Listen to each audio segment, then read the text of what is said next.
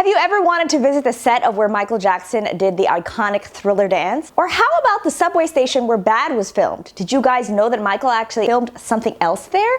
Or how about you guys just seeing a Michael Jackson dedicated and related play or musical? Michael Jackson made history in the entertainment industry, and so many of the sets and locations where he filmed his iconic videos are still intact. Today in this video, I'm going to be sharing with you guys 10 spots that are Michael Jackson related locations that every fan and pop culture fan must see. Stay tuned, I'm going to be giving you guys locations in all kind of states and places all across the United States, and stay tuned to the end so you can hear about some international locations too. Stay tuned, you don't want to miss it. You are now watching MJFANGIRL TV. Girl, you got to we can touch the sky like yesterday. Alright you guys, so number one on this list is going to be the Thriller locations. Yes, as number one I am putting the Thriller Alley, the Thriller House, as well as the Thriller Theater. It's pretty amazing you guys, all of these places pretty much look identical to the way that they did in the 1980s music video by Michael Jackson, Thriller. If you go to Los Angeles at any point in time, these places are definitely a must-see. Now you can definitely check out the Thriller House where Ola Ray ran upstairs trying to get away from Zombie Michael, as well as the theater because they're pretty close in proximity. I believe they're not more than 15 minutes away by car from each other, so definitely I would recommend going to those places. I actually visited there during the daytime and at nighttime, and at nighttime I was fortunate enough to see, this is about 5 years ago, all the lights were on the marquee just the way that they were back then in the Thriller music video, which I thought was really cool. The red, the blue, and the green. It was really, really awesome. It was authentic. And you guys, if you check out the house, you'll see that it looks also pretty much intact and just the way that it did on the Thriller music video back all those years ago. Now the house is under private ownership, so you can't really go up on the steps or up to the door because it's owned by someone. So I don't know, I don't want to get you guys in trouble, but check out some of the pictures that I was able to get. I definitely recommend heading there around sunset and taking some, you know, golden hour photos. Now lastly, I just want to mention the Thriller Alley. It's basically an industrial area where they filmed this iconic dance sequence for Thriller. You'll want to check it out, I would say during the daytime. I don't really know about safety at night, but it's also cool.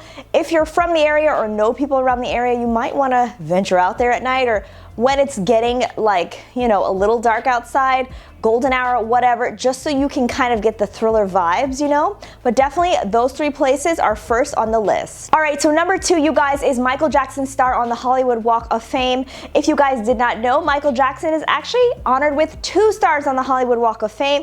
He was honored as a part of the Jacksons group in the early 80s, I believe it was 1980 or 1981, and then a couple years later, by himself, it is one of the most visited stars on the Hollywood Walk of Fame. You just cannot leave Los Angeles without going to see it. There's not much to say. I've taken a bunch of pictures there. Definitely you guys want to check that out. Now before we get into the next half of the Los Angeles locations, I just wanted to remind you guys that I actually wrote a book. If you're a Michael Jackson fan or a pop culture fan looking to travel to Michael Jackson locations all throughout the United States, I actually wrote a book. It's called Going Places. It's available on my website, mjfangirl.com/book, for only $5.99, or you can also get a free copy by becoming a member of my Patreon, which is actually only $3, and you would get the book as well as some other premium content, and I'll be telling you more about that later. Okay, you guys, so the next must-see spot, if you care about photos and photo ops, you definitely want to check out the GRAFF Lab. This is one of the best Michael Jackson murals that I've ever seen in my life. It is circa the Dangerous era. It's just his 2 eyes and his eyebrows, but it's just an amazing piece of art. You've got to go see it. It's a definite must-see. I took really cool pictures there. All the fans I know enjoy taking pictures there, so make sure you stop off at the GRAFF Lab. Make sure that you go during like business hours though, because I'm not sure if they actually gate it off at night or early in the morning, so you'll want to check out information about that on their website. Okay, so the next spot on my list is going to be at Neverland. Yeah, Neverland, why not? Neverland was a place that Michael Jackson called home for many, many years, and right now, although you can only get to the brown gates, which is not really the entrance to Neverland as it used to be many, many years ago, but it's still a place that fans love to go because You can feel Michael Jackson's spirit, his energy. You can really see the place where he wanted to call home and where he spent home for so many years of his life with his children and so forth and so on. There are wonderful gatherings there actually around Michael's birthday, around his anniversary of his passing in June. And if you're interested in visiting there, I know that that's a place where a lot of people have gone and done picnics and just like gone there to just feel Michael's energy and feel his spirit. Now, I have actually never been to Neverland. It's still on my bucket list, but I'm going to tell you guys something. I don't know if I shared this before with you guys, but my husband, who's also a Michael Jackson fan, actually was inside. He was invited to Neverland in the year 2000, and he's actually telling his personal story. We just uploaded his personal story time about his visit to Neverland on my Patreon, patreon.com/MJFANGIRL. Like I said, it's only $3 a month, and you can hear that as well as some previous episodes and everything coming up in the future. If you want to become a member, it's the best way to get more MJ Fangirl content. And speaking of MJ Fangirl, you guys know I'm from New York City, so let's get down with some New York City locations. New York City has a special place in my heart because this is where I was born and raised, but it's also where the Jackson 5 began their illustrious career. Yes, the Jackson 5 actually performed there at the Apollo Theater in Harlem, Manhattan in 1967. They actually won a contest called the Harlem Superdog Finals, and then they were invited back as paid performers. Now in 1968, that's when the Jackson 5 actually released their single, Big Boy, on Steel Town Records, and then they went on, as history knows it, to audition for the big man, Berry Gordy, at Motown, and the rest is history. And then they released their debut single the following year, and yeah, they just shot to superstardom. Now the next stop on this list is MJ the Musical. Yes, you guys, MJ the Musical. I just made a video about this, so you can actually check that out here, and I'll link it in the description box below. But Michael Jackson the Musical is an amazing show dedicated to showing the creative genius and the inner mind and inner workings of Michael Jackson. I thought I wasn't gonna love it, but you guys, I absolutely loved it. The show really gets to show you not only Michael Jackson as a performer, but you really get to understand like who he was as a person, why he did some of the things he did, and it's set during the Dangerous era. They're coming together doing like the Dangerous tour, and they're having rehearsals and things, and Michael's reflecting on himself. And I want to give a shout out to Miles Frost. He portrayed Michael Jackson, or MJ, I would say, because there's 3 Michaels that are portrayed in this show, and Miles Frost played MJ, which is the oldest Michael, which is kind of like the narrator of the entire show, main character. Just phenomenal job by him. You can tell that not only did he study Michael's moves as a performer, but he also studied his mannerisms, so the effort that he put into getting to know who Michael was as a person really shows on stage, and it shows to the people who are there in the theater. So definitely you want to check out MJ the Musical. Make sure that you're checking out Broadway.com. They often have 2-for-1 deals where they do Broadway weeks and all that kind of thing. Definitely check it out. There's no bad seat in the house. Well, there's some bad seats, so you want to make sure of obstructed view seats.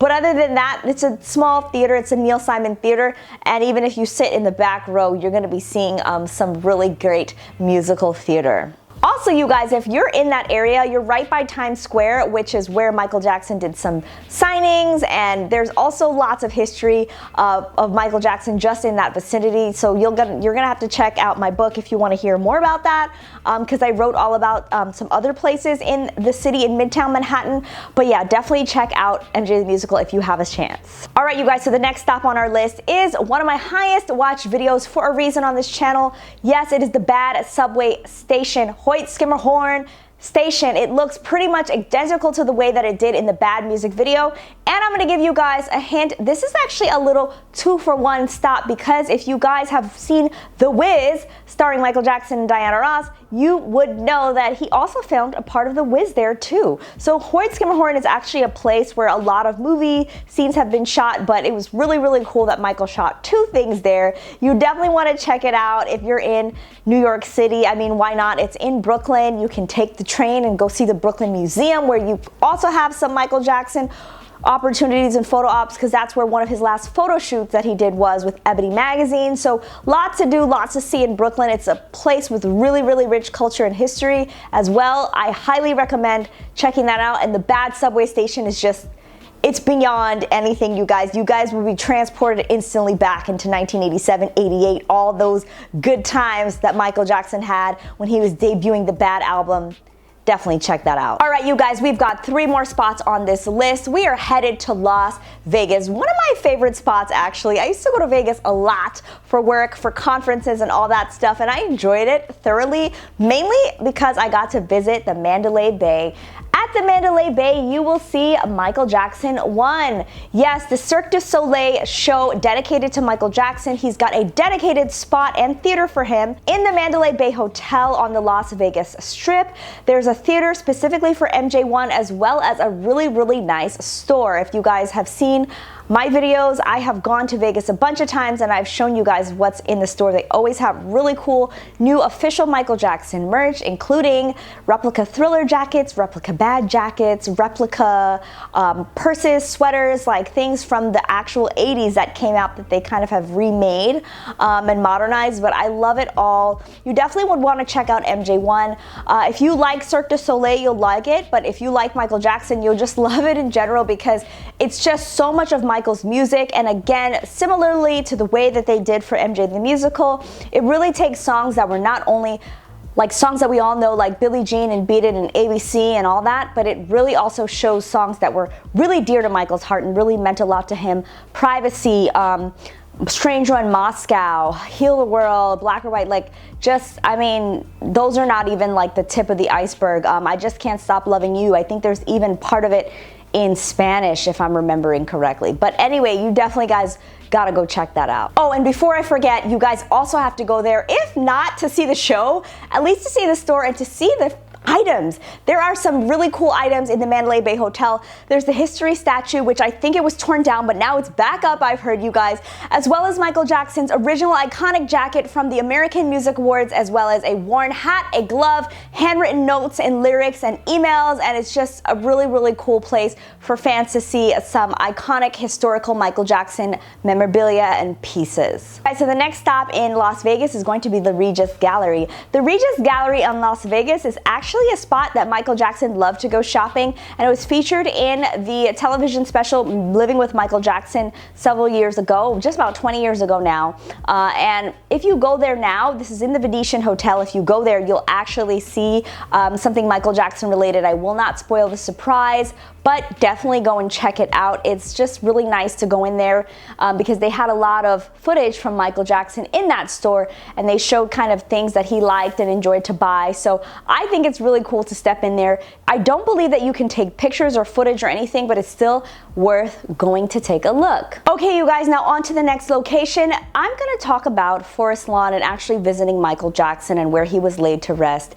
If you are in California, so yes, we're going back to California now for a second, you can go and visit Michael Jackson. I know a lot of fans actually gather there every year on June 25th. For the last few years, it's been a little quiet because of the pandemic, but I know that it will pick back up. Yeah, fans love to go there on June 25th and just meet other fans and pay their respects to Michael and remember Michael on that day. And it's a really nice day to go if that's what you're looking for. If you would like to just pay your respects to Michael on a quieter day, I have been there 3 or 4 times, and the first time that I actually went, there was no one there, maybe one other person, but there's always notes and flowers and little stuffed animals and things that fans leave when they're passing by through the area. So you can leave a note, you can leave flowers, and it's just nice to be in Michael's presence, you know, and just to be able to like say thank you or just pay your respects to someone that you've admired for a long time.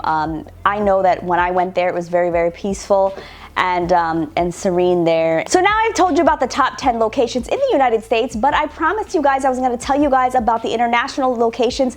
Yes, I actually have a playlist, did you guys know, of all the locations I visited around the world, including Japan, Brazil, and France. So you'll definitely want to check that out. I'm showing you guys lots of different places that are Michael Jackson related, and you don't want to miss that. So make sure you're clicking over into that playlist. And I'll see you guys next time. Comment down below if you guys want me to do another video like this about Michael Jackson travel or anything else. Oh, hey, before you go, make sure that you're commenting down below and letting me know what your bucket list Michael Jackson related travel location is, or if you've been to any of these places or where you're going next.